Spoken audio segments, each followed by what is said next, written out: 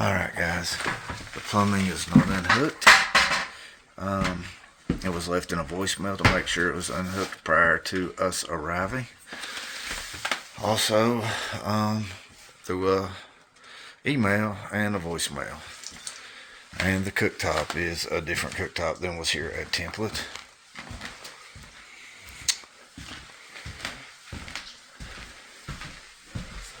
Needless to say, I'm not real happy at the moment.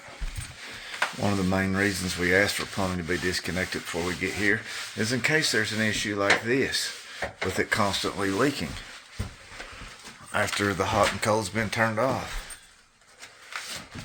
Through here, I know the office left an email and a voicemail that we don't unhook the plumbing, and I'll show you exactly why we don't unhook the plumbing. You see where I took this off? Yeah. You have constant water coming out. Okay. The gaskets in there are bad.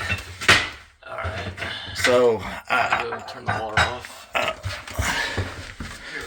Alright. Alright, so this is what we did for the plumbing. The gentleman at the home went outside and turned the water off. Once we took the sink out, we went ahead and pulled the line off of the old faucet, ran it to the drain, and so that'll keep water from getting anywhere. And once they hook their new faucet up, it should cure it. As I explained to them, it's probably a gasket in here, an O-ring that's bad, that's preventing it from shutting off all the way. Alright, we're working our way through the tear out still yet. As you can see, the raised bar, we had to take the tile off, then take the backer board with the thin set off. Then we had to split the wood in half because the screws ran down through the wood and covered in thin set. So there was no way to get to them without ripping the wood in half. And that's not even counting the liquid nail underneath. I don't know that I've ever seen more liquid nail used. Ever. Okay guys, the tear out was done. It's a rough one. Probably one of the roughest ones I've had in a while. So now we gotta finish getting this thin set off of the wall here. As you can see, everything was liquid nailed to wood, which is porous and holds everything. It was a nightmare. We're gonna have to cut the drain. They'll have to shorten it and put a coupling on it. Otherwise their sink will not fit in here. We're going to have to pop this piece of trim off so that we can get the sink run in place. For some reason, Melissa thought the tile on the back and on the walls was staying.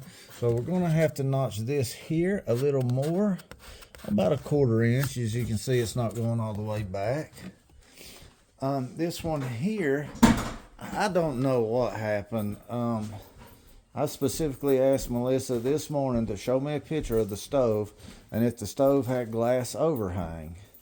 She said yes it does. So I just went ahead and blocked it and left the back in. I don't even need that back bar because they got a new cooktop that's this style here. So now I'm gonna have to take this one. I'm gonna do it outside, and I'm just gonna cut the center out of it. And then we're going to have to polish these slide insides. It's going to take more time, which if we would have known correctly at the shop, could have already had it that way, and it would just be a set and go and rock and roll. But I mean, it's not the end of the world. It's just when you have a freaking tear out, it takes you 3 or 4 hours, and then you add stuff like that to it, it's a pain in the butt. I don't know what happened here, but this raised bar template is tight. I know what happened. Melissa added for trim or something, I guess, because it looks like pieces are added in here. I don't know. Or maybe she did it into the little reservoir in the wall. I'm not sure. But I'm going to have to notch this a little bit bigger as well. As you can see, the ungodly amount of liquid nail was on here. Again, against wood. We spent a long time trying to get all the wood and such off as flush and smooth as we can, but man, it's a lot. I think we did a good job of getting it off the walls and such, but I mean, this is getting granite on it. The walls are getting tile put back over it, so It's not the end of the world. It's just a lot of work. All right, guys, so we got the sink run in place. We got the raised bar in place. We did have to do a little modification to them outside. And the cooktop pieces, we are modifying them outside. I already cut them. Of course, we cut that back bar out because you don't need it for this style. And for this style, we have to polish the edges where you don't have to polish it on the ones with the glass hanging over. So he's out there polishing the edges. I was upset earlier, but everybody makes mistakes. It's not the end of the world. We've got it fixed now, so it's always stressful when you have an issue and you're worried if you can get it repaired properly. Not really a repair, it's just fabricated. I mean, it costs a lot of time, blocking it out at the shop and all that. And it's just frustrating, but now we're closing in on finishing the job. It was a rough job. I mean, it's been a rough one.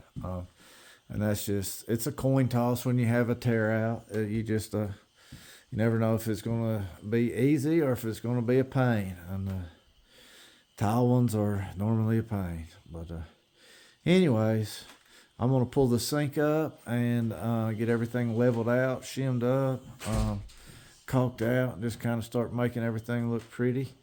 And I'll keep you informed on how everything goes. Alrighty, guys, we are finally complete with this job. My goodness, did it take a while.